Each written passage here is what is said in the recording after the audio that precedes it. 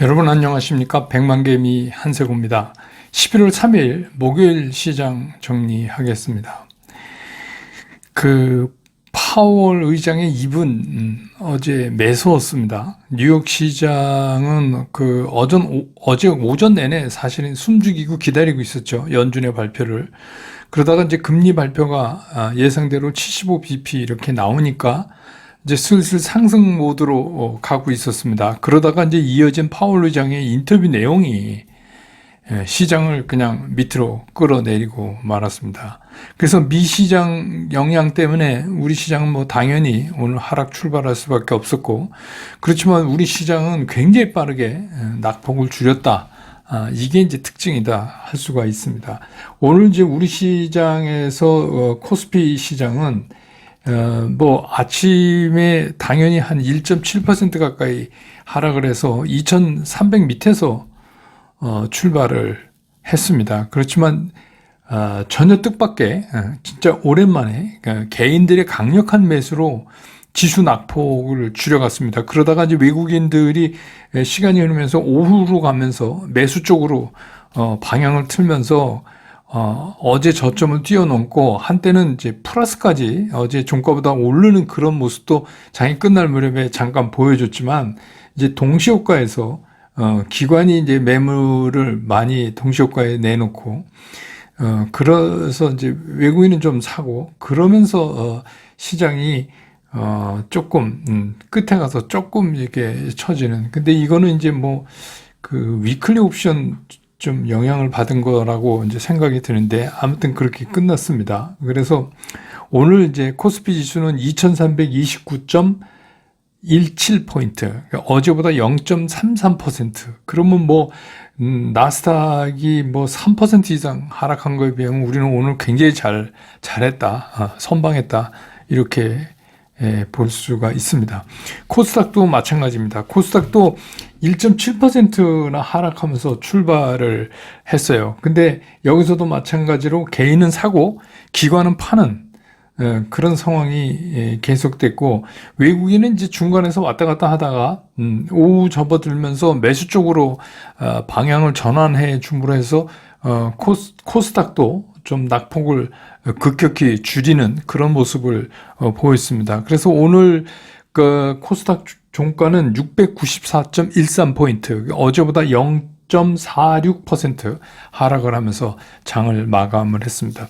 기술적으로 보면 그래프상으로니까 코스피가 훨씬 더 안정감을 보이고 있어요. 물론 이제 윗꼬리는 달았지만 그래도 미 충격 때문에 잠깐 오늘 장중에 5일선 밑으로 내려갔다는 것 같지만 아직은 추세는 좀 살아있다, 이렇게 볼 수가 있을 것 같아요.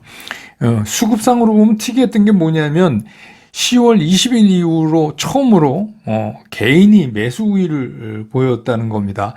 여러분 아시지만 2년 전에 동학개미 열풍 불 때 개인들이 진짜 몇 달 동안 엄청나게 샀잖아요. 그런데 오늘 이제 정말 오랜만에 개인들이 매수 우위를 보였다 하는 거고, 코스닥은 그래프가 그렇게 하락할 정도로 나쁘진 않지만 조금 더 횡보 국면을 좀 지나가야 되는 거 아닌가, 이런 생각이 들게 하는 모습입니다. 환율은 오늘 서울 외환시장에서 1423만 80점, 6원 40점 올랐습니다. 근데 이렇게 미국이 75bp나 올렸음에도 불구하고 환율이 생각보다 안 오른다, 이렇게 이제 얘기하시는 부분이 있는데, 오늘은 당연하죠. 오늘 미국이 올리는 거 아니까 우리도 굉장히 환율 방어 쪽에 대해서 여러 가지 이제 안들을 마련해 놨겠죠. 그런 결과다. 그러니까 하루 갖고는 잘 모르는데, 그러니까 어제 이제 NDF 수준 정도로 환율이 형성됐다, 이렇게 보시면 될 것 같아요. 그 다음에 이제 시가총액 상위에서 오늘 이제 재미난 게 나타나는데, 외국인들은 오늘 코스피에서 1727억을 순매수했고 개인이 3877억을 매수했단 말이에요. 기관은 5852억을 팔았어요. 그런데 외국인들이 주로 산 게 뭐냐면 삼성전자 855억, LG에너지솔루션 307억, 그 다음에 SDI 372억, 셀트리온 96억, 이렇게 해요. 나머지는 안 샀어요. 그러니까 장이 이렇게 해서 나쁘다고 미국 시장 빠지고 그래도 우리 시장에서는 역시 이제 여기서 선택받은 거는 2차 전지 관련, 그리고 이제 한국을 대표하는 삼성전자 이 정도 아닐까 이렇게 생각이 듭니다. 기관은 뭐 오늘 많이 파는 과정에서도 LG 에너지 솔루션하고 그 LG 화학은 좀 샀습니다. 나머지는 다 팔았지만요. 코스닥에서도 외국인은 346억을 샀고 개인은 773억을 샀고 기관이 역시 1080억을 팔았습니다. 그러니까 오늘 기관은 뭐 현물 시장, 선물 시장 다 파는 날이 되겠습니다. 그 다음에 오늘 이제 뭐 섹터별로 좀 보면 다시 또 네옴시티 관련주들이 오늘 좀 움직였고 또 처음에 좀 이렇게 전체가 다 움직이는 못했었는데 역시 이제 끝날 대로 다가가면서 2차 전지 3사하고 폐배터리 관련된 거 이것들이 이제 굉장히 빠른 회복을 보인다. 이거는 역시 이제 외국인들 매수가 깔려 있는 거죠. 그 다음에 이제 피팅 관련주들 이런 것들도 오늘 좀 올랐고 그 다음에 원전 이게 체코의 외교부 차관이 신고리 5호, 6호 그 건설 현장을 방문했다 이제 이런 소식하고 그 체코 차관이 원전은 주력 에너지 사업이다. 한국과 긴밀한 협력을 해나가겠다. 뭐 이렇게 이제 얘기를 했다고 그러고 또 폴란드 정부도 이건 뭐 뉴스에서 계속 나오던데요. 두 번째 민간 주도용 원전 사업은 그 사업자로서 한수원이 유력하다. 이게 이제 거론되면서 원전이 오늘 다시 좀 움직였고요. 그 다음에 이제 전기차 인프라 특히 충전 관련된 쪽 이거는 오후에 좀 다소 주춤은 그 뉴스 보내드렸지만 현대차, 롯데, 뭐 KV운영 이렇게 해서 전기차 충전 인프라에 관련된 특수법인 특수목적법인 SPC를 이제 설립한다고 보도가 나왔어요. 그래서 이 법인에다 3천억을 투자하고 2025년까지 충전기 5천여 개를 설치할 계획이다. 이래서 이제 그쪽이 움직이고 그다음에 이제 수소 관련도 좀 움직였습니다. 이거는 이제 한국하고 사우디 그 장관급 화상 면담을 통해서 수소 협력 체계도 좀 구축해 가겠다 뭐 이렇게 얘기된 거. 또 산업부에서는 한국 기업이 사우디의 그 수소 산업을 자리매김하는데 상당한 역할을 할 거로 기대한다. 뭐 이런 얘기도 나오고 그랬습니다. 그래서 오늘 시장의 특징을 그냥 한마디로 정리하면 FOMC에서 그 쏟아져 나온 파월 의장의 그 인터뷰 내용 때문에 빠졌던 미국 시장 충격에서도 우리는 굉장히 빨리 이거를 이제 회복을 했다 하는 게 이제 오늘 시장의 특징이다 이렇게 볼 수 있겠습니다.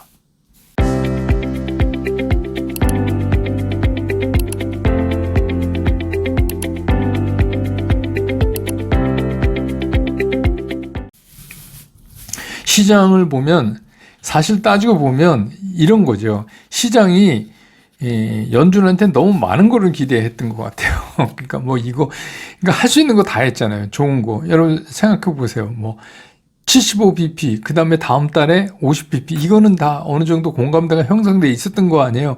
거기다가 뭐 이제 멈춘다 내년 가면 뭐 이런 것까지 이제 막 얘기 나왔어요.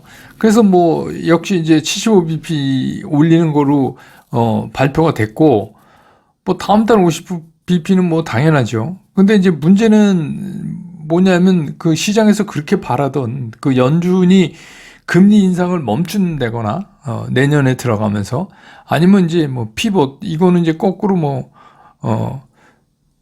이게 돌아서서 오히려 금리를 낮출 수도 있다. 왜냐하면 이제 경기가 너무 나쁘니까 그런 이제 기대인데 이거는 이제 너무 앞서 나간 것 같다는 생각이 들어요. 그러니까 늘 드리는 말씀이지만 우리가 그냥 이렇게 상상해서 이럴 것 같다라고 얘기하는 것보다 그냥 상황을 그대로 보는 게 나은 것 같다는 생각이 들어요. 어쨌든 간 파월 의장은 긴축 속도 조정은 가능하겠지만 그 얘기는 무슨 얘기냐 12월에 속도 조정에 대해서 얘기해 볼 수 있다 뭐 이런 얘기잖아요. 그렇지만 일시 중지를 한다거나 뭐 이런 것들은 한마디로 시기상조다 이렇게 일축을 했어요.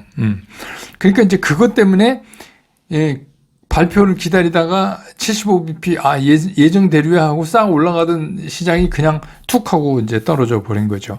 근데 이번까지 하면 이제 4번 연속을 이 자이언트 스텝을 감행한 거잖아요. 그래서 이제 미국의 기준금리가 3.75 내지 4% 이렇게 된 거예요. 우리하고는 1% 포인트 이제 격차가 나서 우리도 뭐 빅스텝은 밟아야 되지 않을까 이런 생각이 들어요. 이게 걱정이에요. 이제 이게 뭐 환율 등 여러 가지 영향을 주고 또 국내는 이렇게 되면 또 다른 문제가 있잖아요. 개인 대출도 많고 뭐 그래서 그 국내도 상당히 불경기가 힘들 것 같은데 일단 뭐 지금은 어쨌든 간 이번에 4번 연속해서 자이언트 스텝을 밟음으로 해서 14년 만에 최고로 이제 금리가 이제 올라간 건데 이런 얘기를 또 파월 의장이 했어요. 그러니까 다음 달에 그 속도 조정을 논의해 볼 수 있는데 그 최고 금리는 예상보다 높아질 것. 그 얘기는 뭐냐면 스피드를 줄이면 그 스피드를 왜 줄이겠어요? 경기 침체가 너무 부작용으로 나타날까봐 이걸 이제 그걸 완화시키려고 조정하는 거 아니에요. 근데 그 금리 인상 속도를 줄이면 어떤 문제가 발생해요? 필연적으로 인플레이션이 예상대로 잘 안 꺾이죠. 그럼 어떻게 해야 돼요? 그 최고 그 도달 목표치가 올라갈 수밖에 없다. 그 얘기를 이제 파월 의장이 한 거예요. 그래서 갈 길이 멀다. 이런 얘기입니다. 근데 이제 제가 이렇게 보면 그동안에 이제 파월 의장이 이번에 처음 연준 의장이 된 게 아니라 트럼프 대통령 때도 했었잖아요.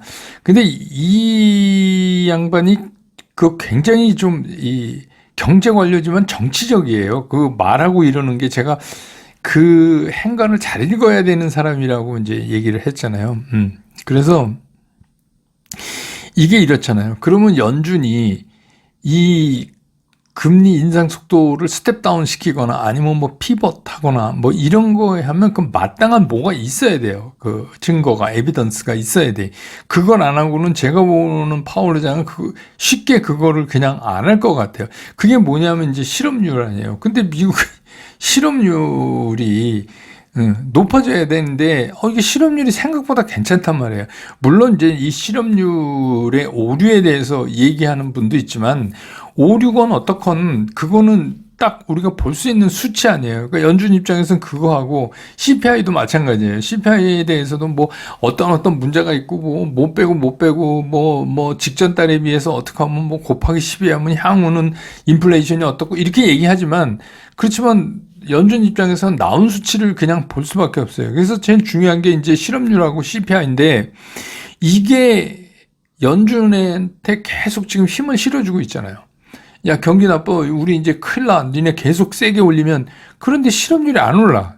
예. 실업률이 안 오르니까 연준 입장에서 조금 더, 스퀴즈 해도 될 것 같은데? 이런 생각을 이제 할 거 아니에요. 그러니까 이제 그런 거예요. 그래서 연준이 쉽게 스탠스를 바꾸지는 않을 것이다. 그런데, 오늘 얘기해 보면은 그 금리를 올리고 그거에 의해서 인플레이션이 잡히는 그런 어떤 그 타임 레그 같은 거를 살짝 언급을 했단 말이에요. 그러니까 아무래도 파월 의장 입장에서는 중간 선거 코앞인데 여기서 자기가 뭐 그 금리 인상 속도를 스텝 다운 하거나 뭐 이런 얘기를 하면 되게 좀 웃길 것 같아요. 그래서 다음 달에는 좀 하지 않을까 싶은 생각도 들어요. 이 파월 의장 특성으로 봐서 이게 중간 선거가 지나고 나면 조금 입장이 달라지죠. 중간 선거 지나고 나면 이제 이 파월 입장이 좀 달라지잖아요. 예, 그러니까 그럴 수도 있겠다. 그런 생각을 저는 이제 개인적으로 해봐요. 그러니까 우리가 이제 이 금리하고 싸우는 이 어려움도 그렇게 멀지 않았다라고 생각하는 건 맞는 거예요. 그런데 이제 제가 말씀드렸잖아요. 금리의 문제가 아니다. 이제부터는 실제로 경기 침체에 대한 어떤 지수가 시장을 때릴 때 이제 그거를 시장이 어떻게 받아내느냐. 그게 또 문제라는 거죠. 그러니까 제가 어제도 좀 말씀드렸지만 금리하고 경기 침체 두 개를 놓고 우리가 지금 이제 이 걱정 저 걱정 해야 돼요. 그래서 이제 어찌됐건 그 연준 FOMC 회의는 이 이벤트는 이렇게 이제 정리가 된 거고요. 또 미국 시장이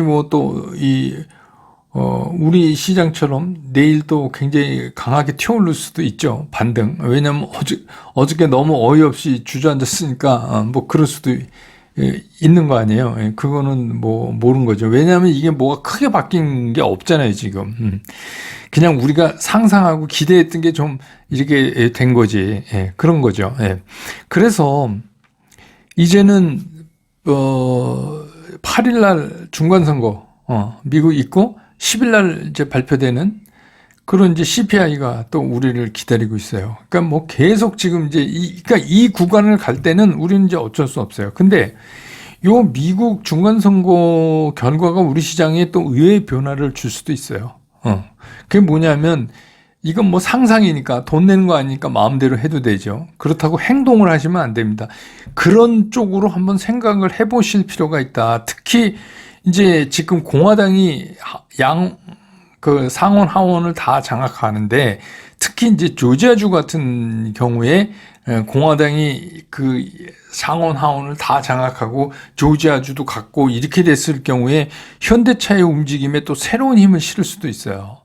그러니까 그것도 우리가 그냥 상상이니까 한번 해볼 필요가 있어요. 지금은 이제 뭐 뭘 얘기해도 안 되고 뭐 차가 지금 이제 막 비빌거리고 있고 2차 전지 막 날아가고 그러지만 주식시장이라는 게 또 그런 거니까 또 그런 쪽 생각도 반드시 그렇다는 게 아니라 상상은 우리가 그렇게 좀 해봐야 된다. 주식 투자하는 분이면. 그 다음에 정말로 연준이 그 CPI가 생각보다 낮게 나오면 그러면 다음 달에는 긴축 속도 조정에 대해서 뭔가 얘기할 수도 있다. 이런 생각도 또 해봐야 돼요. 그냥 너무 뭐 계속 한쪽으로만 생각하실 필요가 없어요. 그런데 이제 또 하나 오늘 이제 말씀드리고 넘어가야 될 게 뭐냐면 우리가 이제 신경을 안 쓰는데 물론 아무 일 없이 넘어갔으면 좋겠는데 지금 이제 그 레고랜드 건 때문에 이제 그 자금 시장이 굉장히 경색되어 있잖아요.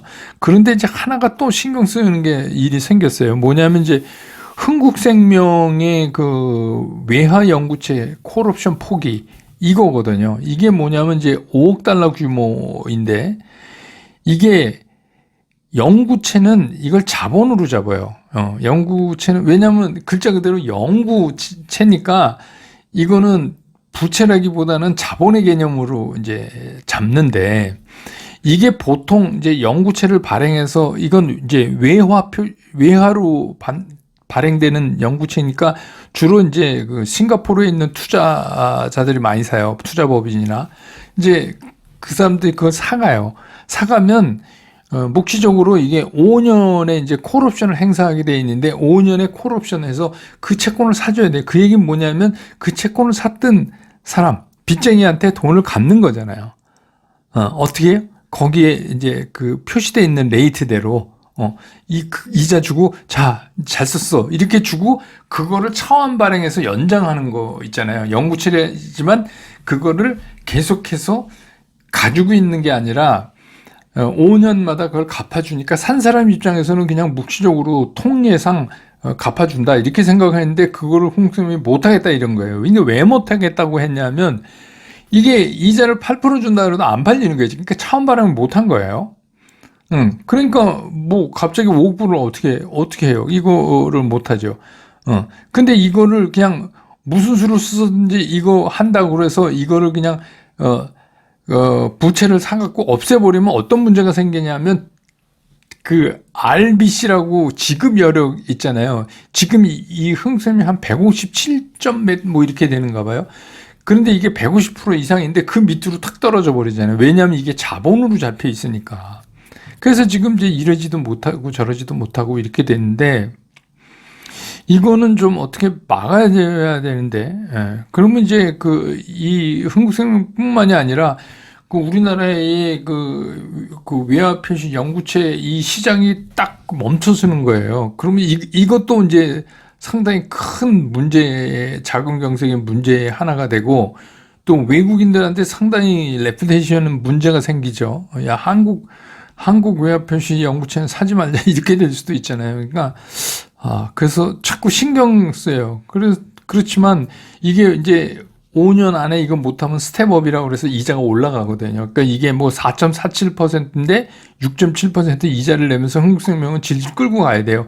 흥국생명 얘기로는 뭐 1년 있다가 갚겠다고 그러는데 1년 있다가 뭐 처음 발행이 돼야지 갚는 거죠. 갑자기 뭐 이게. 그래서 요것도 상당히 신경 쓰여요. 그러니까 우리가 뭐 주식시장이라는 게 이게 자금하고 관련이 있는데 우리가 너무 이쪽에만 몰입되지 않고 그 국내 자금 시장에 또 하나의 이런 이상한 게 나타났다. 이게 아직은 아주 큰 태풍급은 안 되지만 상당히 신경 쓰인다. 하는 것도 우리가 그냥 참고로 좀 알아두실 필요가 있어요. 이렇게 지금의 시장은 막 좋은 거, 우려되는 거, 이게 막 교차되면서 나타나요. 그리고 미국에서 전해오는 그런 정책적인 문제나 이런 것도 뭐 계속해서 좋았다, 나빴다, 이게 이제 막 이렇게 돼요. 그렇기 때문에 이제 계속해서 이런 것들이 나타나고 막 이렇게 되면 어떻게 되겠어요? 시장이 굉장히 불안정하게 움직일 가능성이 있는 거죠. 근데 이제 뭐 이 시장이 이렇게 흔들리는 이 구간은 어쩔 수 없어요. 이거는 뭐 지나쳐야 될 수밖에 없는 거니까 어떤 쪽으로든 결론이 날 때까지는. 그래서 뭐 올라가는 주식을 애써서 내다 팔 필요는 없지만 이게 어제 이제 제가 자세히 설명드렸죠. 모르시는 분은 다시 보세요.